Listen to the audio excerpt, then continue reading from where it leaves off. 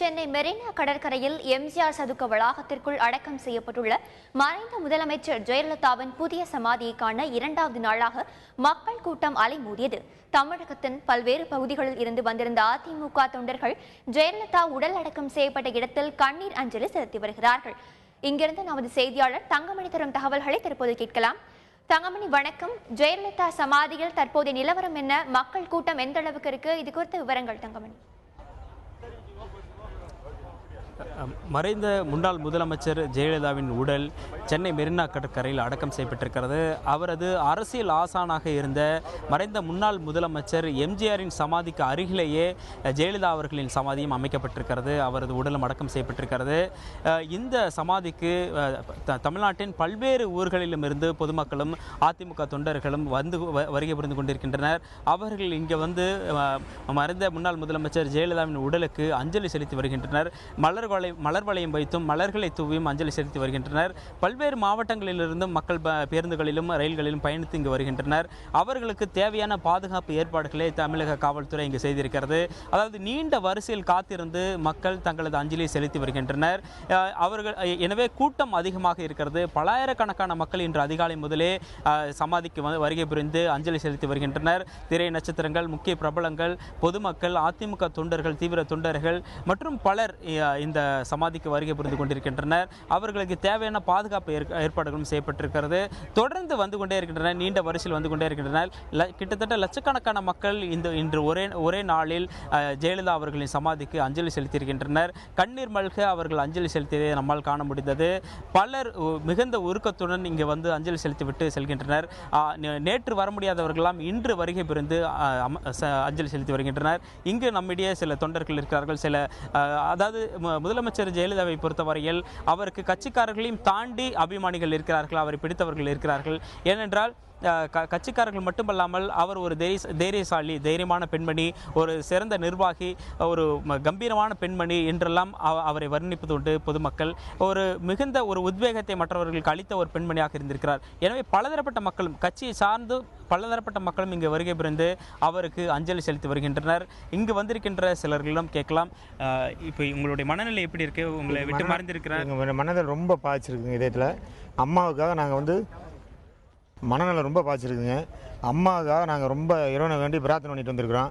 அம்மா வந்து இறைவனிடம் போய் நல்லபடியாக இறைவனோட போய் சேர்ந்து நாட்டு மக்களை, அம்மா மண்ணில் மறைஞ்சாலும் இதயத்தில் நாட்டு மக்கள் மண்ணை விட்டு மறைஞ்சாலும் அம்மா வந்து நம்ம இதயத்தோடவே நம்மளை எல்லாத்தையும் தமிழ்நாட்டு மக்களை பார்த்துக்கிட்டு தான் இருப்பாங்க. நம்ம மக்கள் நம்ம தமிழ்நாட்டு மக்களை 7.5 கோடி மக்களையும் அம்மா உயிர் உள்ள வரைக்கும் அம்மா வந்து உயிர் போனாலுமே அம்மா வந்து நம்மளை விட்டு மறக்க மாட்டாங்க. அம்மா வந்து நம்ம இதயத்தில், எங்கள் இதயத்தில் நாங்கள் கரூர்லேருந்து வரோங்க. இவர்கள் கரூரிலிருந்து வந்திருக்கிறார்கள். உங்களுடைய கருத்துக்களை சொல்லுங்கள். என்னுடைய கருத்துங்க, அம்மாவுடைய எங்கள் இறந்துட்டான்னு தான் சொல்கிறாங்க. இன்னும் அம்மா இறக்கலை. எங்களுடைய ஏழையோட இதயத்தில் இருக்காங்க. நாங்கள்லாம் நேற்று சாப்பிடாம வர முடியாத சூழ்நிலை. அன்னைக்கு வந்தோம். அம்மாவை வந்து நான் கண்டிப்பாக இறக்கலை. அம்மா வந்து ஏழைகள் எங்களை மாதிரி தொண்டர்களோட இதயத்தில் தான் இருக்காங்க. அம்மா வந்து இறக்கலை உயிரோடு தான் இருக்காங்க. எங்களை மாதிரி தொண்டர்களை இதயத்தில் வாழ்ந்துக்கிட்டு தான் இருக்காங்கிறத நான் கண்ணீரோடு சொல்கிறேங்க. கரூர் மாவட்டத்தில் வர்றேங்க.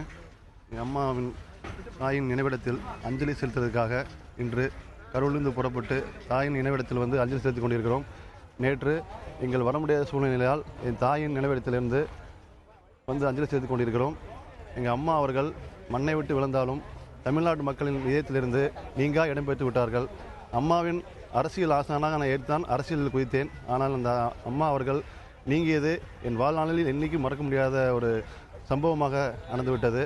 அம்மா வாழ்க, அம்மா வாழ்க, அம்மா வாழ்க. முதலமைச்சர் ஜெயலலிதா அவர்களின் இழப்பு என்பது மிகப்பெரிய ஒரு இழப்பாக அதிமுக தொண்டர்களுக்கு இருக்கிறது.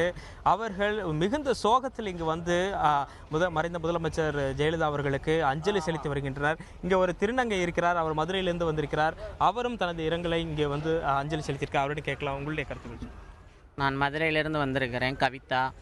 நான் ஒரு திருநங்கைகள் எல்லாருமே கவலையாக உள்ளோம். நேற்று முதலிருந்து நாங்கள் வந்தோம். வந்துட்டு இன்னமும் சாப்பிடாமல் கொள்ளாமல் அம்மாவை சமாதியில் பார்க்குறதுக்கோசரம் நாங்கள் வந்தோம். எம்ஜிஆர் சமாதிக்கு பின்னாடி தான் அம்மாவை வைத்திருக்காங்க. எங்களுக்கு ரொம்ப சந்தோஷமாக இருக்கிறது. அம்மா போல் இன்னொரு அம்மா எங்களுக்கு வருவாங்களா, நாங்கள் கனவுல கூட இனிமேல் பார்க்க முடியாது. எங்களால் தமிழக திருநங்கைகளுக்கு எல்லாத்துலேயும் சோகத்தில் விட்டுட்டாங்க அம்மா. இனிமேல் எங்களுக்கு யார் என்ன பண்ணுவாங்க, உதவி செய்வாங்கன்னு எங்களுக்கு யாருமே எங்களுக்கு இல்லை. இனிமேல் செய்கிறவங்க யாருமே இல்லை. அம்மா போல் எங்களுக்கு ஒருத்தவங்க வராது. இலவசமாக திருநங்கைகளுக்கு இடம் கொடுத்தாங்க. 40 வயதுக்கு மேலே உதவித்தொகையும் அம்மா அறிவித்தார்கள். எல்லா உதவியுமே கொடுத்தாங்க. அம்மா ரேஷன் கார்டுங்களுக்கு பேர்களும் போட்டு விட்டாங்க. எங்களுக்கு உலகத்திலேயே நாங்கள் வாழ்கிறதுக்கு ஒரு உலகத்திலே ஒரு தைரியத்தையும் கொடுத்தாங்க அந்த அம்மா. பெண்மணி இன்னொரு பெண்மணி நாங்கள் உலகத்தில் பார்க்க போகிறதே இனிமேல் இல்லை. நாங்கள் வாழ்கிறதுக்கும் இனிமேல் நாங்கள் என்ன செய்கிறோம் கவலையோடு இருக்கிறோம். அம்மா இன்னமும் எங்கள் மனதிலே உலகத்திலே இருந்து கொண்டு தான் இருக்கிறாங்க. நாங்கள் என்ன பண்ணுவோம், என்ன செய்வோம், இன்னும் நாங்கள் முன்னும் முடியலை. எங்களுக்கு மனசு ரொம்ப வேதனையாக இருக்கிறது. அம்மா இல்லத்தை விட்டு இன்றைக்கி ஃபுல்லாக இங்கேயே இருந்து இன்னும் 1 மாதத்துக்கு இங்கே இருக்கணும் போல் எங்களுக்கு தோன்றுது. போகவே எங்களுக்கு மனசு இல்லை.